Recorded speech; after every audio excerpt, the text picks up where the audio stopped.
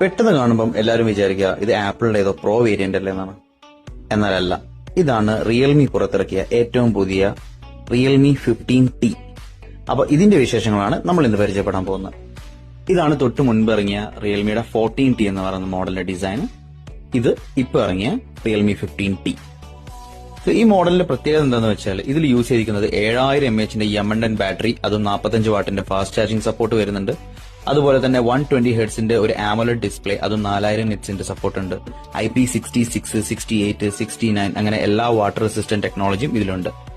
50 mega പിക്സലിന്റെ ക്യാമറയും വരുന്നുണ്ട്. ഒരു ഡീസന്റ് ക്യാമറ, ഒരു മോശം പറയാനൊന്നുമില്ലാത്ത അത്യാവശ്യം ഡീസന്റ് ആയിട്ടുള്ള ഒരു ക്യാമറ തന്നെ ഇതിൽ വന്നിട്ടുണ്ട്.